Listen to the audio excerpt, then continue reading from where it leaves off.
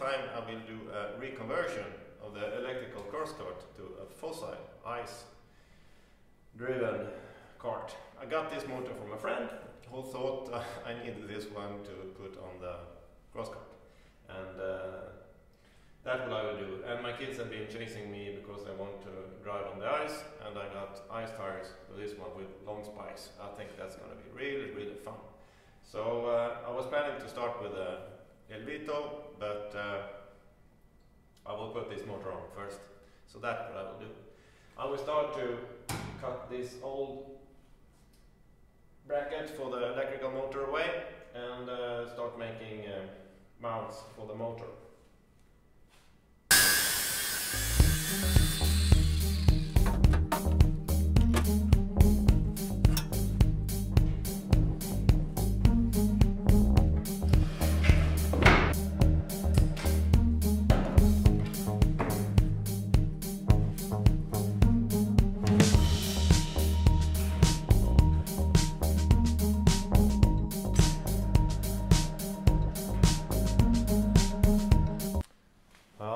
The motor in place, and what you want to do here is that you want to have the center of the shaft to the sprocket in the center of the swing arm. So I must get that one in place there, and I also want to align the sprocket from the rear axle.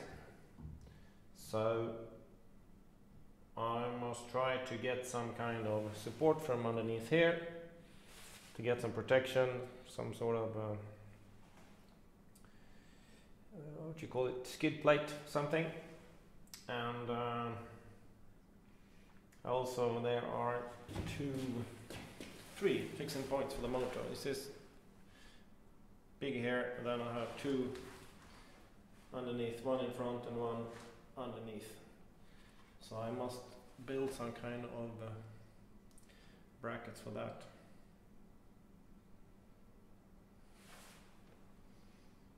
So I think I start to get some kind of framework from down here and then around the motor, so I can start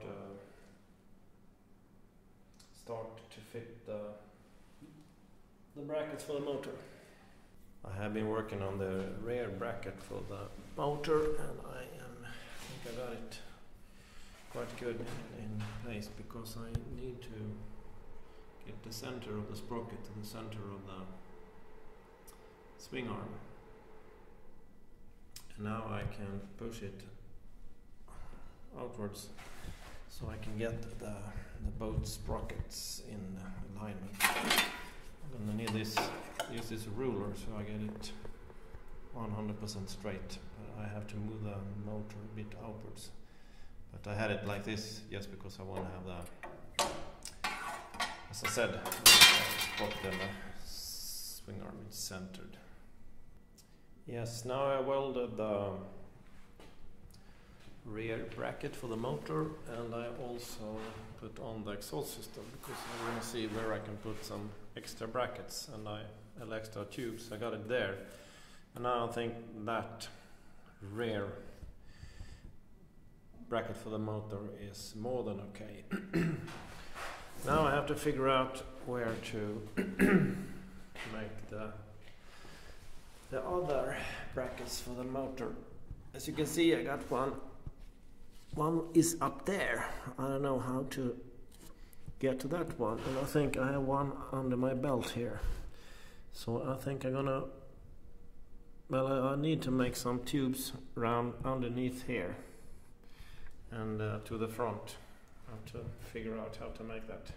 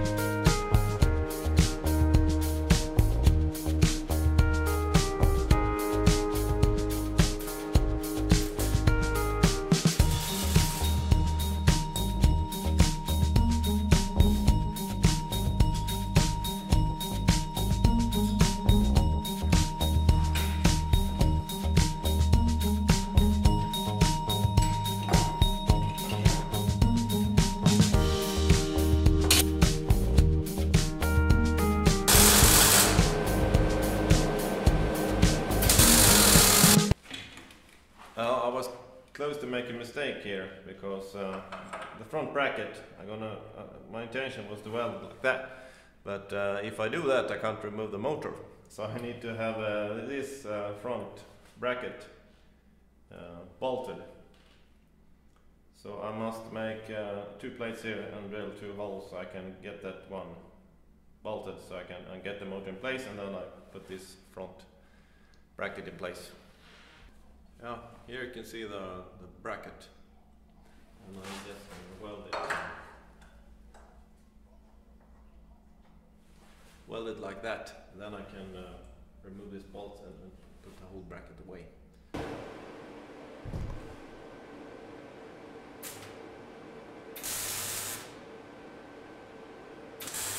Finally the motor is fitted. I got 3 brackets, one in front who is removable, got one underneath and in the rear. So now I don't think there is any issue that a motor will fall off.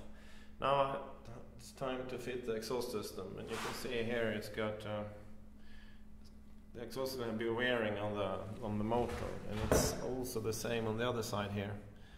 So it's quite narrow, so I must be cautious when I fit this one. I got the exhaust system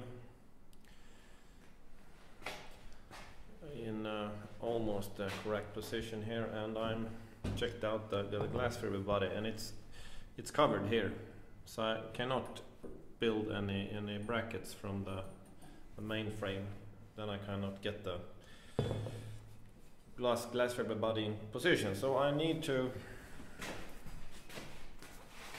make some kind of support from down here. I don't know if you can see my tube here. I've been bending. Oh, it's not that easy to see what I intend to do here. Well, I bended a tube like that, and now I'm gonna tack it, and then I will try to make some brackets to these rubber anti-vibration fittings. So that's my intention. I don't know if you can see it here. It's a little powered. Here you can see the bended tube.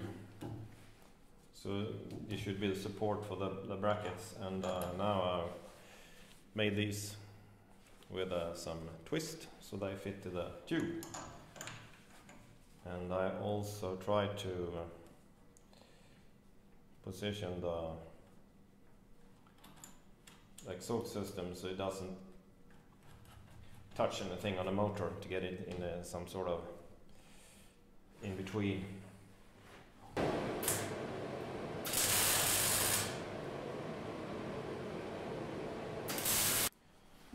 Here you can see the bracket.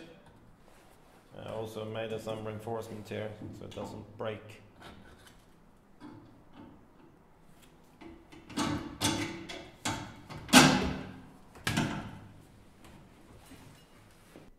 Exhaust system is in place. As you can see, it's a bit narrow down there, but it's not touching anything, so I think it's turned out to be quite good. And you can see the bracket there that holds it. So I'm pleased with it. And here you can see the tube I bended for the top silencer. Yeah. Yes, it's time to fit the gear lever. And this is the lever connected to the original foot shifting pedal. And it's got to be situated about there. So I will tack this bracket here, and then I'm gonna build something on the frame here to get the other plastic bearing.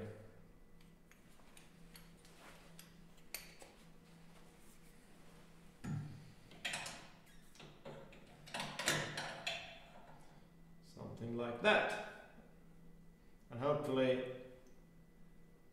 it will be working, so I can take the exhaust system away and also I got clearance so I can move so it doesn't touch here, but I'm gonna tack it and then I will see if it works.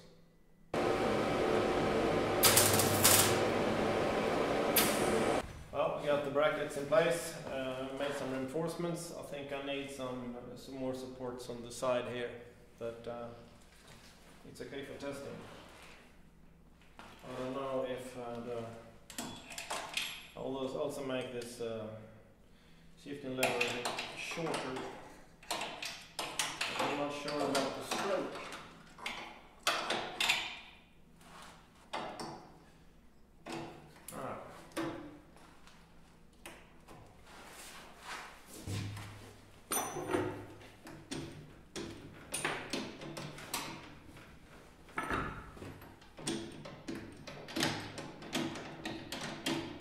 Well,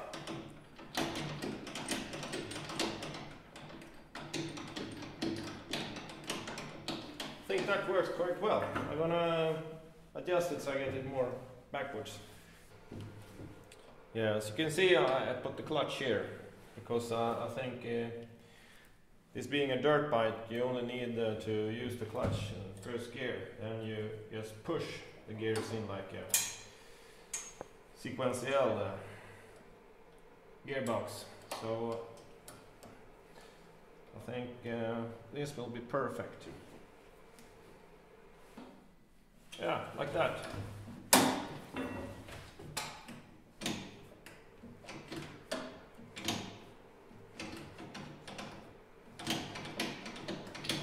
Yeah, perfect. Well, now it's time for the cooling system, and I'm gonna use the original radiators, and I got these bushings in between, and I will use put it like that, and I will use these flanges I got here. So I will make just a support on each side, and I will place it like that.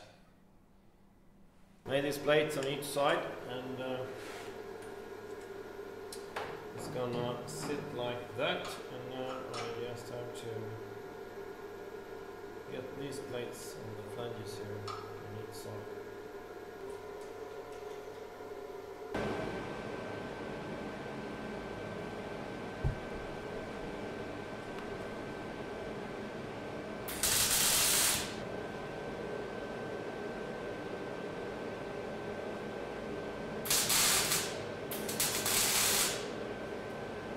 Well, it's time to fix the gas pedal, and I've found this one. This is from an old ATV or something. I got it in my shed, and I also have this part, and this is from a Volvo, from the gas pedal there. And this is a very good solution if you want to protect the wire, because you can slot it in here, and then it's got a smooth. When you press the gas pedal, you get a very smooth, so you don't tear the wire off. Because I've been up to that before when I build other vehicles, and always these wires tear apart, and that's not fun if you're out on the ice and sliding, and then you find that your wire is in two pieces. So I have to shorten this one. I will move this one up to here, and then I will take this lever and turn it, so I will cut that away. Yeah, I got this now with brackets for the tube here, and also I'm planning to drill a hole here, and I can put this so I can also twist it to tension the wire. But I must see how it's room for it. Yeah, this is how it turned out to be. Even got a little support there in the plastic, so that was a bonus. But now the wire fits here into that slot, and then it's got a smooth run, so it doesn't get any sharp turns, so it will go off. And I think it's time to tack it here and see if we can find the other support for the wire. Yeah, here you can see the finished result, and I'm quite happy because I don't think the wire is stuck or touching anything, so I don't think it will get destroyed or get snatched off. Yes, now it's time for the fuel tank, and what I did is just I'm going to use the space. I have the batteries here, so I made this plate, and I will put that in the bottom, and I have this fuel tank from paramotor, and I'm just gonna put it like that, and then I made these flanges aluminum tube, and I will just hold it like that, and I will make big holes in this one, and then I'm gonna just add a strap above this, and then I think I can refuel from the inside. I just have a tratt in Swedish. I can put here where I can fuel the tank up, and I will also need this fuel pump, because on the dirt bike you have the fuel tank on top, and then the fuel just pours down to the carburetor. But I think I will have to pump fuel to the carburetor here, because this is lower than the actual motor. So I will have a fueled, and then I will have a T on the fuel line, and then a recirculation of the leftover fuel doesn't go into the carburetor. So I will put that fuel pump here. As I do that, I also need a battery, so I can run the fuel pump. And I think this is from an enduro motor, so I have an extra electrical circuit in the ignition system, so I can get electricity, so I can charge the batteries. But if I do that, I also need some kind of regulator for the battery. But that's another story. I'm gonna try it with a battery first and see if it runs. But I will put that in place, and then I will fit the fuel pump, and then see if I have some fuel lines, so I can make it smooth. See, I can start the motor. I don't know if that runs, but it should be. Well, I got the fuel pump fitted. I just drilled 2 holes in the tube here and bolted it.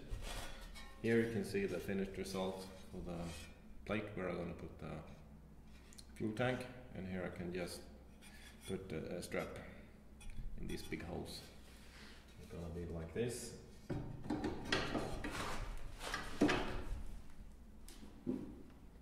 And the fuel tank fits between like that. Yes, I started to fit the motor. This is a 2-stroke KTM 250 motor, and it's 3 fixing points, 1 in the rear, 1 underneath, and 1 in the front. In the front I have to make it removable, otherwise I couldn't get the motor off.